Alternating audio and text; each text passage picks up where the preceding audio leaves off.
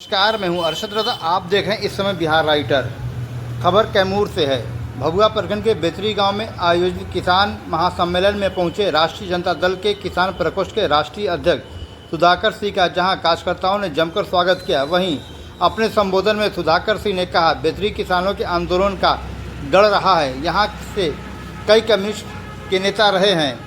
आज केंद्र सरकार जिस प्रकार समूचे क्षेत्र में विकास के नाम पर विनाश की पटकथा रच रही है, वह कोई साधारण बात नहीं है। सुधाकर सिंह ने एक बार फिर राज्य के अल्पसंख्यक मंत्री जमा खान पर तीखा प्रहार करते हुए कहा कि भारतमाला एक्सप्रेसवे आंदोलन से जुड़े चंद किसानों को लेकर पटना गए थे। आज सबसे पहले उन्हीं किसानों की फसल रौंदी जा रही है।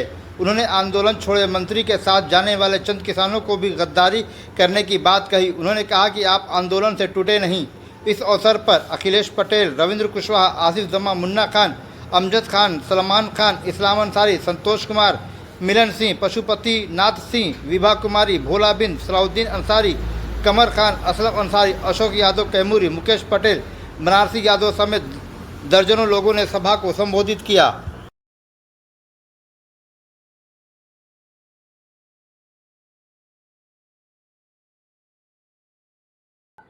किसान बंधु, नौजवान साथी, हम जहां आज खड़ा हैं, यह किसानों के आंदोलन का गढ़ रहा।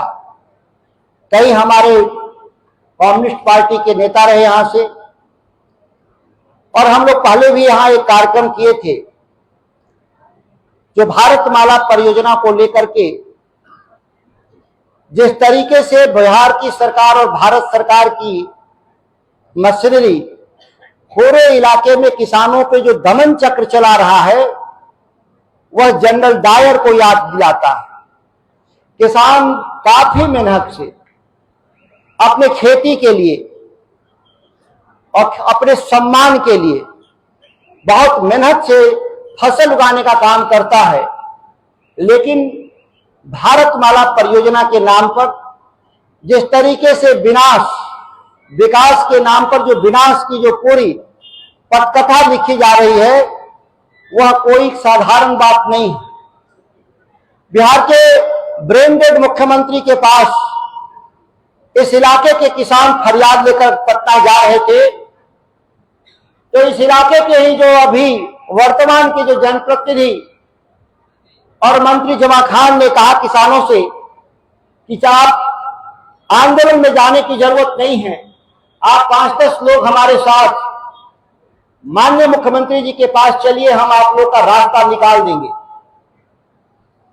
इस आंदोलन के बीच से निकल कर गए हुए किसानों का मैं नाम नहीं लेना चाहता इस मंच से, लेकिन जिन लोगों ने मुख्यमंत्री से मिलकर वापस आए,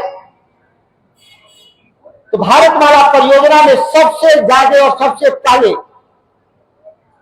उनके ही खेत उजाड़े गए। इस बात को याद रखिएगा मैं क्या कह रहा हूं। जो गए थे नेता बनकर के यहां से कि भारतमाला परियोजना में किसानों की फसल नहीं उजाड़े जाएंगे और उजड़ी हुई फसल का मुआवजा मिलेगा, मंत्री जिस जमा खान ने लेकर जिन किसानों को 10 लोग को लेकर गए थे, उसमें से जब लौट के पटना से आए तो सबसे पहले किसका फसल उजाड़ा गया? उन्हीं नेताओं का फसल उजाड़ा गया। तो कहा गया है हमारे समाज के भीतर, छाती पर गोली खाएंगे तो शहीद कहलाएंगे। हमारे घर परिवार में समझाया जाता है, किसान का बेटा जब जवान बन करके जब लड़ाई युद्ध मैदान में जाता है तो उसे कहा जाता है कि गोली खाना तो छाती पर कम से कम शहीद कहे जाओगे, पीठ पर गोली खाए तो गद्दार कहे जाओगे। हम लोग नीतीश, लेकिन जो गए थे नीतीश कुमार के साथ मिलकर जलवहिया करने, वो तो गद्दार कहलाएंगे।